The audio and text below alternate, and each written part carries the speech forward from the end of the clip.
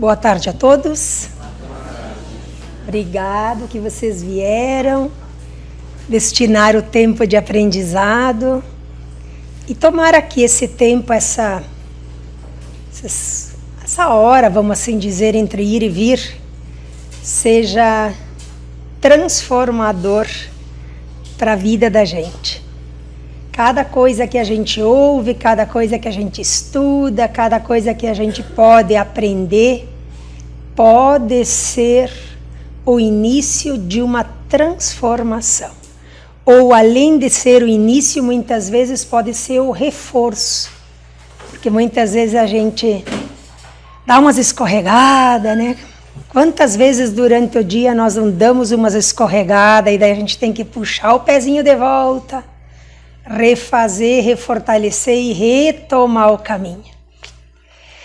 Então a gente vai começar o nosso encontro de hoje, unindo os nossos corações, sentindo que do alto descem luzes que só o nosso íntimo pode perceber, mas elas estão aqui.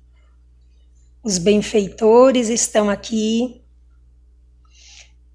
Esse sentimento de aconchego, de ternura, como que um abraço dado nesse momento no colo, nos braços calorosos de Jesus. A gente se sente acolhido, fortalecido e a gente agradece ao Mestre, aquele que nos ensina a tudo aquilo, a todas as possibilidades que a vida nos dá, mesmo as dores, para que elas sejam proveitosas, que elas me façam pensar, que elas me permitam me transformar. E assim, que esse momento de paz, de luz, encha os vossos corações. Que assim seja. Nesse mês, a casa vai tratar basicamente, claro que tem os assuntos de família também, mas basicamente da obra O Céu e o Inferno. Para quem vem na casa espírita, a gente deduz que pelo menos simpatizam com a doutrina espírita.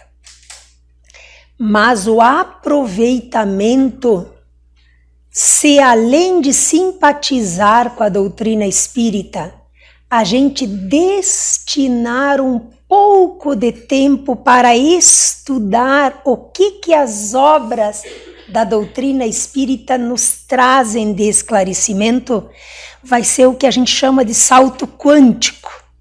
É uma decolagem no aprendizado.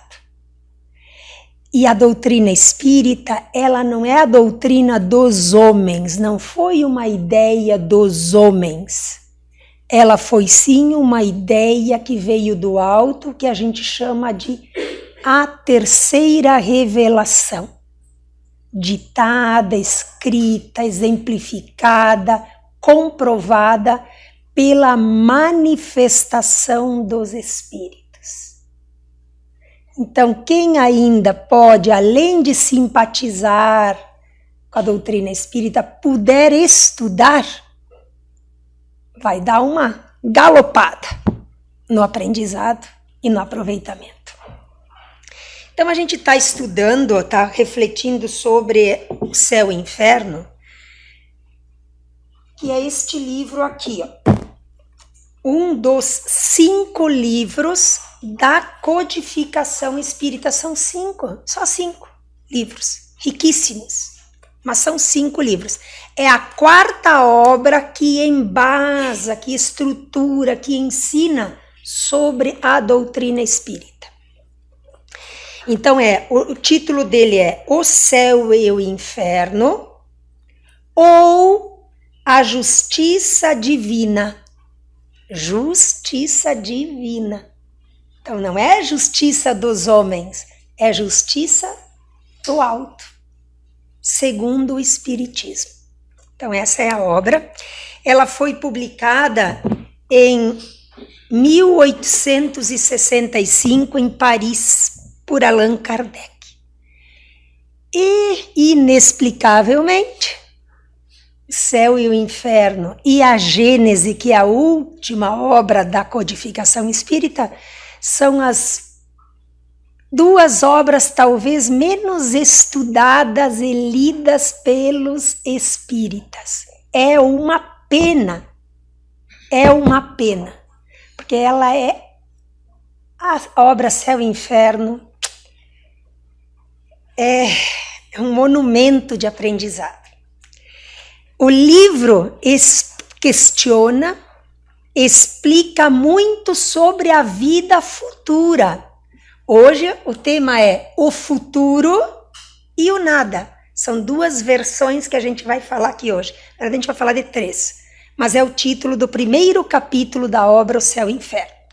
Então, nessa obra O Céu e o Inferno, vai ter, porque eu não acredito que vocês não tenham dúvidas sobre como será a minha passagem para o outro lado quando eu passar pelo túmulo. Porque, afinal de contas, ninguém escapa dessa experiência. Vocês não se questionam? Vocês não têm dúvidas? Nessa obra é abordado claramente. Existe o céu? Existe o inferno? Existe o purgatório? Como que a gente não se pergunta? A gente se pergunta, sim. Será que existe mesmo? Como será? Essa obra traz tudo isso daí. E será que aquilo que eu fiz de errado vai gerar penas e castigos eternos? Será que aquilo que muitas vezes a gente traz lá da doutrina católica, aquele fogo que arde no inferno, ele existe de verdade? Será? A obra explica, a obra fala sobre isso. E na hora de desencarnar, na hora que é a passagem, será que dói? Será que aqueles que caíram do avião passaram dor? A gente se pergunta, como não? A obra explica. Vocês vejam a importância de estudar uma obra que fundamenta o entendimento. E como é que se vive, então, se a gente é uma alma, um espírito imortal? Porque, afinal de contas, cremos que não morremos, deixaremos o corpo. Como que a gente vive do outro lado? Vocês não se perguntam? Como será? Quantas vezes eu já não vivi lá e agora eu não me lembro mais? Nessa obra está tudo explicado. Por quê? Porque ela traz relatos de espíritos que dizem: assim eu estou aqui, assim eu percebi a vida espiritual. Aí eles dizem: por favor, creiam, a vida não cessa. Nem aquele que por uma fatalidade de desesperança busca o suicídio, ele vai tristemente constatar que o sofrimento que ele imaginou fechar só trocou de teor para pior. Então tudo está explicado nesta obra. Mas e os criminosos que aqui fazem coisas perversas, matanças, como será que eles vivem? É dado a eles arrepender-se e começar de novo? A gente se pergunta, está explicado na obra. Enfim, se a gente fica curioso, está aqui o convite para a gente estudar. É uma obra que está disponível, ela está disponível na nossa livraria, na nossa biblioteca, ela está disponível em PDF, tem palestras e palestras e palestras que explicam, e tem os estudos da casa. Estudos que explicam: ai, mas eu não entendo, eu não guardo muito na cabeça, eu leio uma página, quando eu terminei eu não me lembro mais. Mas o Espírito guarda. Teu cérebro pode não entender tudo e guardar tudo, mas o teu Espírito guarda. Então, a decisão de nós entendermos, compreendermos a lógica das coisas, como que funciona esse mecanismo. A doutrina espírita tem isso para explicar. E hoje, então, me deram para eu falar sobre o primeiro capítulo, o primeirinho capítulo da obra, que chama O Futuro e o Nada. Foi a primeira abordagem, então, que Kardec fez nesta obra. Eu vou ler só o primeiro parágrafo para vocês verem só o que tem aqui. Vamos lá. Ó. Nós vivemos, nós pensamos. Todo mundo vive, todo mundo pensa, né? Nós agimos, todo mundo age.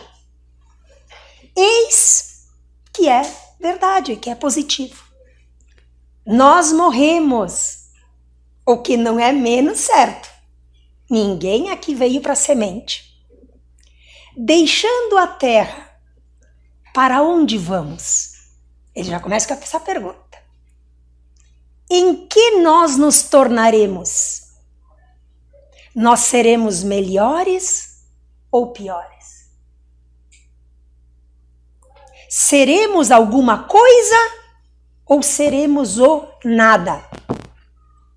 Ele pergunta. Ser ou não ser? Essa é a pergunta e a alternativa. Seremos para sempre ou para o nunca? É tudo ou é nada? Tudo perguntas. Ou viveremos eternamente? Ou tudo se acabará sem retorno? Eu acho que é impossível que nós nunca nos tenhamos perguntado. Aí ele diz, vale bem a pena pensar nisso. Então, só o primeiro, olha aqui, ó. 1, 2, 3, 4, 6 linhas do livro. As primeiras 6. Vocês já sentiram o teor do que é essa obra, né? Muito bonita. Agora, então, eu vou tentar resumir tudo que tem nesse capítulo aqui para tentar ser clara para vocês. Em que nós cremos? No nada? Que tudo acaba? Ou no futuro, depois da vida física? No amanhã, depois do túmulo? O Kardec abordou nesse capítulo 3 possibilidades que os homens, no geral, levantam de pensamento. Tem aqueles, e agora eu tenho certeza que todo mundo conhece alguém que diz assim, que nada, passado aqui termina tudo, que eu vou me preocupar, vou viver agora? Eu duvido que a gente não tenha ouvido pessoas que dizem isso. Então, a primeira possibilidade, ele diz, ó, há homens que dizem que tudo termina.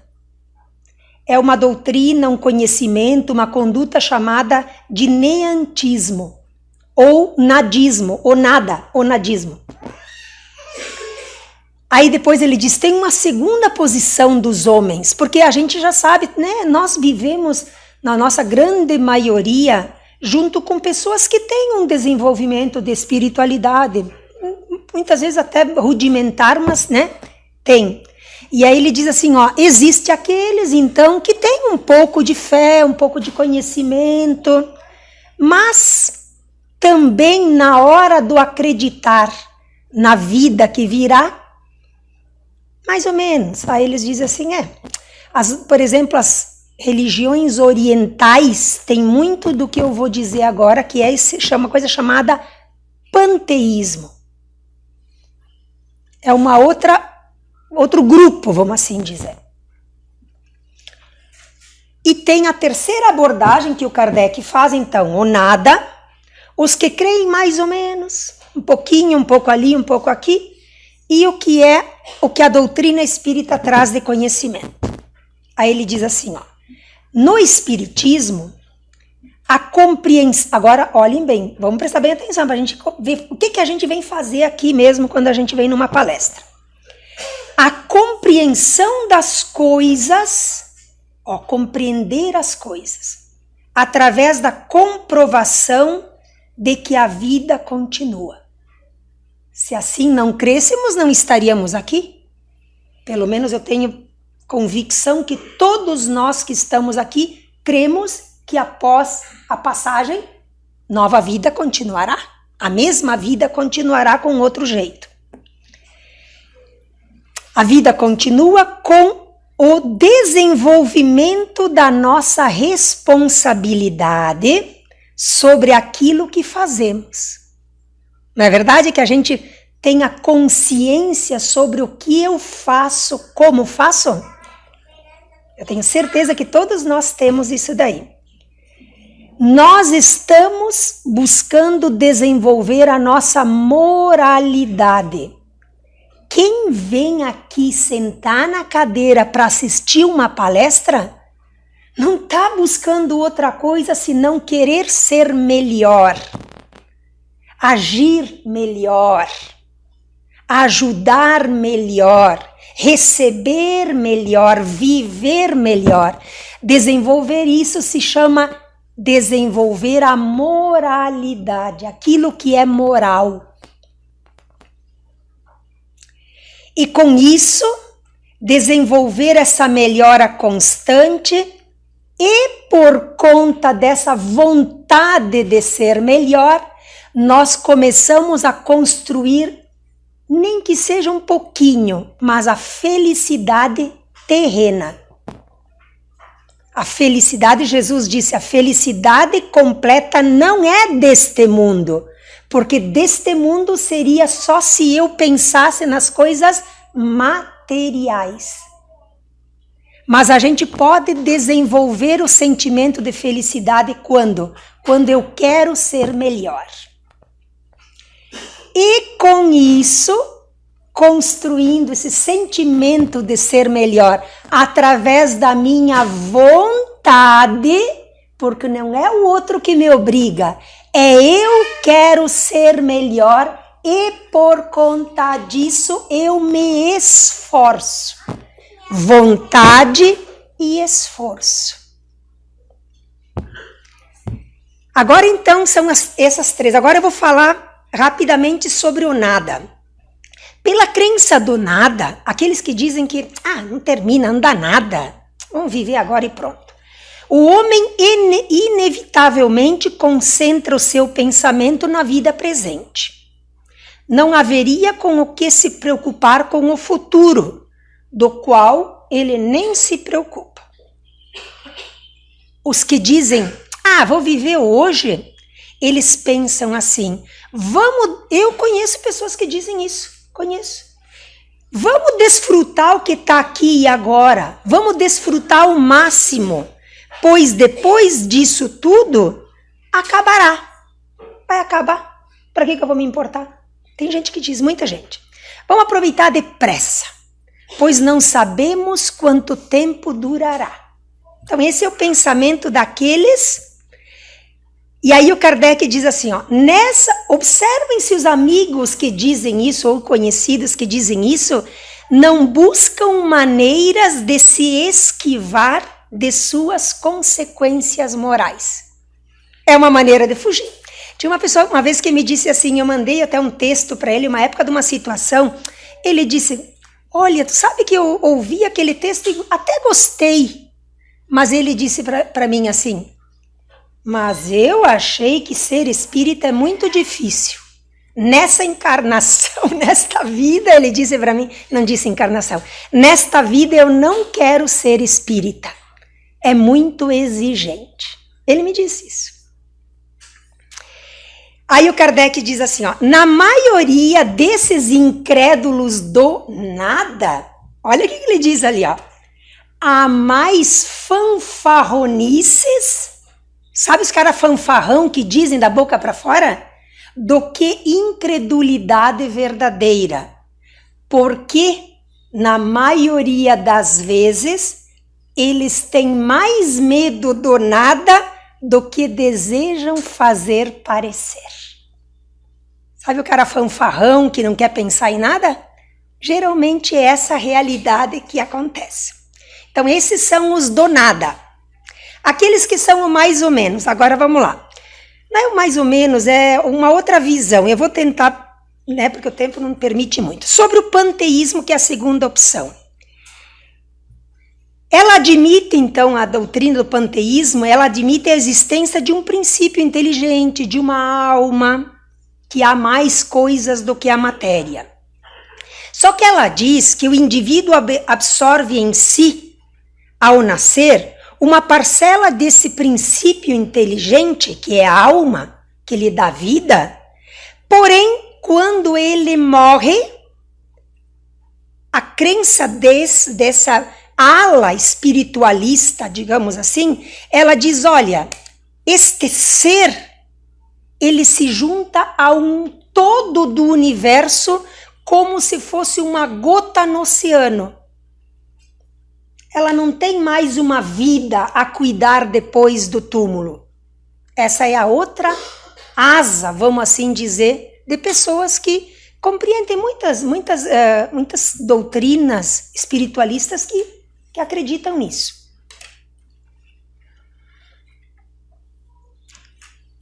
Aí ele diz assim, a terceira possibilidade é o que a doutrina espírita explica, comprova e esclarece. Ela diz que, essa então é o que a doutrina espírita diz, todos nós somos seres imortais. Nós vivemos experiências na Terra, mas nós não morreremos. E nós somos individuais para sempre. Por isso que tem aquela explicação que diz assim, Deus nos conhece pelo nome. Se Deus nos conhece pelo homem, quando eu termino uma existência, começo outra, Deus continua nos conhecendo. O que prova isso? Que nós temos vidas que têm um estágio de existência na Terra, volta para o mundo espiritual, retorna através do princípio da reencarnação. Para quê? Para a gente voltar, fazer aquilo que ficou pendente. Quando a gente vai fazer uma viagem ou se troca de cidade ou coisa do gênero, quando a gente volta para casa, digamos, muitas vezes para a sua cidade natal, a gente diz, eu vou voltar para resolver umas coisas que ficaram pendentes. Por quê? Porque nós temos dentro de nós sempre o chamamento de resolver algo que ficou pendente. Isto é o princípio da reencarnação. É nascer de novo para resolver alguma coisa que não ficou bem resolvida. Então, esta última é aonde a lógica, a compreensão, o entendimento conduz. Mas isso é só, digamos assim, particularmente da doutrina espírita? Não. Não é só da doutrina espírita, a doutrina católica, as doutrinas reformadas, as evangélicas, elas também creem que a vida não cessa, não é só nossa. Então, o que diferencia nós, agora a gente já deu um salto para frente, o que diferencia nós da doutrina espírita para essas que também creem que a vida não cessa, mas de outro jeito?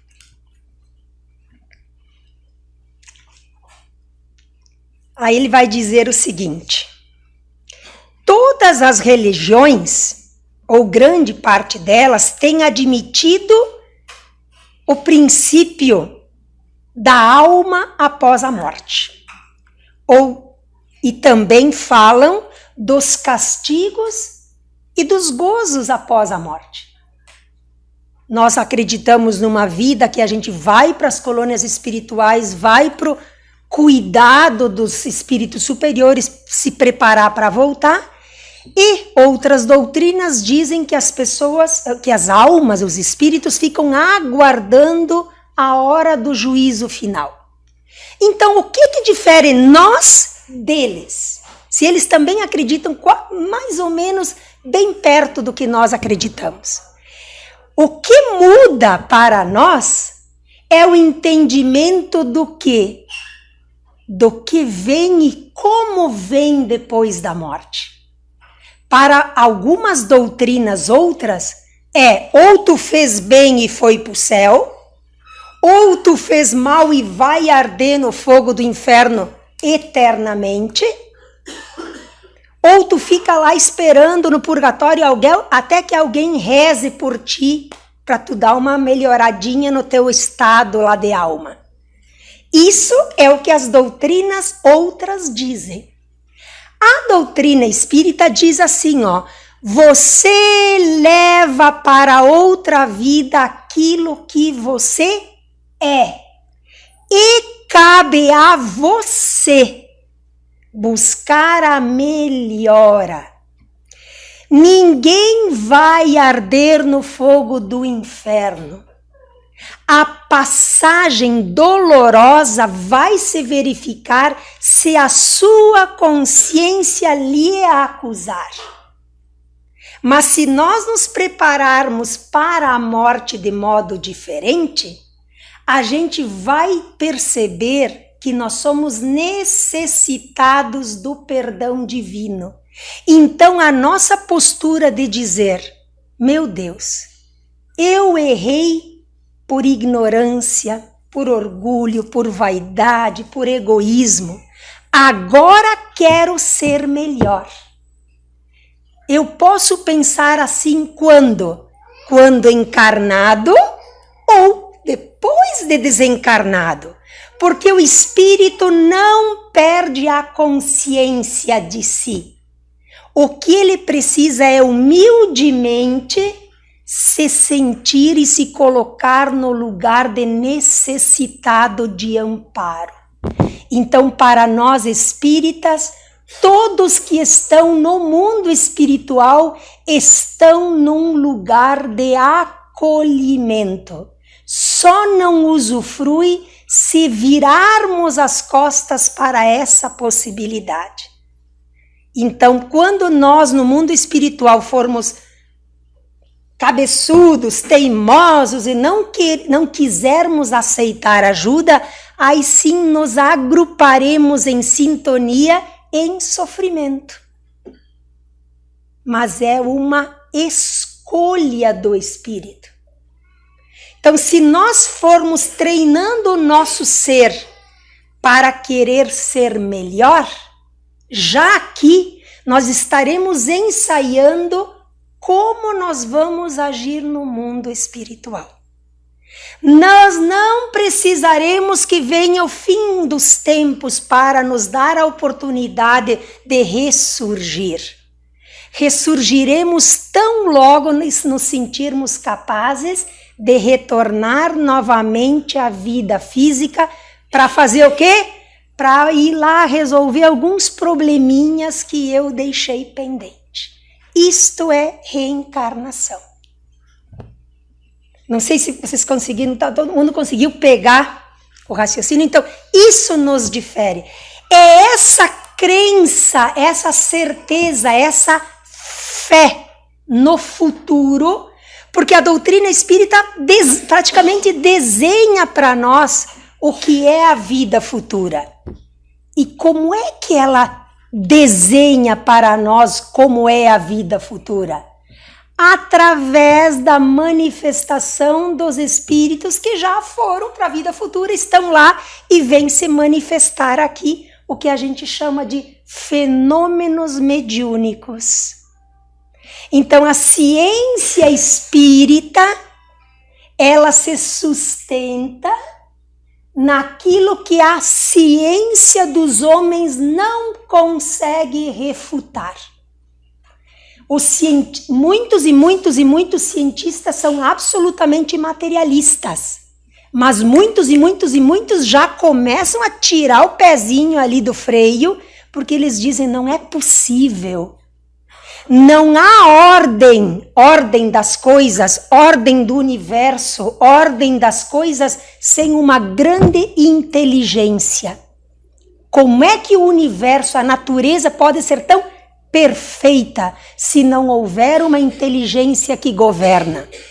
Quando eu abro o meu roupeiro e eu vejo que está tudo bagunçado lá dentro, e eu digo, misericórdia, deixa eu arrumar isso aqui, porque estou até com vergonha se alguém abrir o meu roupeiro.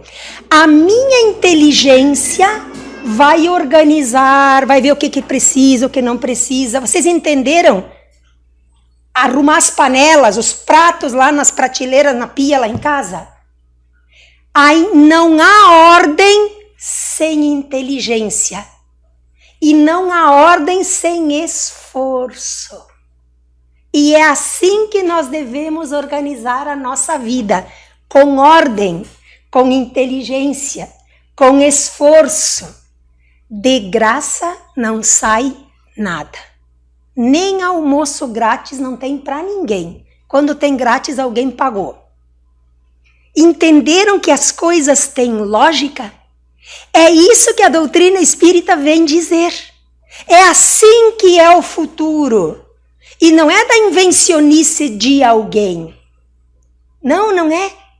É pela manifestação dos espíritos que aqui está tudo escrito. Tem 72, se não me engano, manifestações dos espíritos dizendo como eu estou aqui depois que eu passei o túmulo. Está tudo explicado. Então, estudar a doutrina espírita vai possibilitar que a gente compreenda. Porque daí a gente usa aquilo que Deus nos deu, que é a inteligência. Então a gente brinca, diz assim, não, mas essa cabeça aqui não foi só para separar as orelhas. É para fazer a vida da gente melhor. Para tornar o mundo melhor. E se um monte de cabeças aqui, 100 e poucas pessoas que estejam aqui, se todas essas cabeças pensantes, cérebros, espíritos pensantes, almas que querem melhorar-se, conseguirem tornar a sua vida honesta, justa, na justiça divina e na justiça também dos homens, porque vivemos em sociedade, vocês acham que essas famílias, que as nossas famílias aqui não viverão melhor? Se eu botar desordem na minha família, vai ser bom ou vai ser ruim? Vai ser ruim. Se eu botar ordem na minha vida que reflete na família, vai ser bom ou vai ser ruim? Vai ser bom. Entenderam?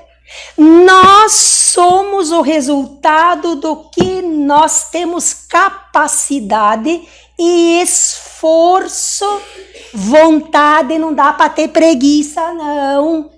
Se esforçar e crer com fé, segurança, que nós não estamos sozinhos. Há uma legião, há uma nuvem de espíritos benfeitores que estão conosco todos os dias, e todas as horas, e todos os minutos. E Jesus veio para cá para mostrar-se como modelo de como fazer ser melhor. Por isso que a gente diz que o Evangelho é o código moral da vida, a como ser melhor. Quando Jesus disse assim, a última coisa agora, conhecereis, quantas vezes a gente já ouviu isso aqui, ó? Conhecereis a verdade, e a verdade vos libertará. O que quer dizer isso? Conhecer a verdade das coisas, porque a doutrina espírita é lúcida, límpida para explicar a verdade das coisas para nós. Se conhecerdes as verdades, vocês se tornarão livres para fazer o bem, sem ser empurrado por ninguém. Essa é a verdade. Eu escolho ser melhor, eu escolho pela minha vontade querer fazer a minha vida melhor e, por consequência, o mundo melhor. Então, esta é a visão do futuro que a doutrina espírita nos traz. Nós somos responsáveis pelo que fazemos e o que plantamos. E nós teremos que ter a responsabilidade de colher o que semeamos. Cada um com a sua colheita. Era isso, teria muito mais assunto, mas vamos parar. Vamos fazer a nossa prece de encerramento. Pedindo então agora, cada um imagine que através das mãos dos médiuns, que são apenas mãos que intermediam o que vem do alto, imaginem a luz que vem do alto nesse momento, encharcando, abundando no nosso coração, uma luz, uma fé, uma fortaleza, uma alegria de ser cristão. Então levemos todos a paz, a felicidade e o propósito do bem que hoje viemos aqui refletir. Que a luz, que a paz, que nesse momento paira nos vossos corações, vos acompanhe hoje e sempre. Que assim seja.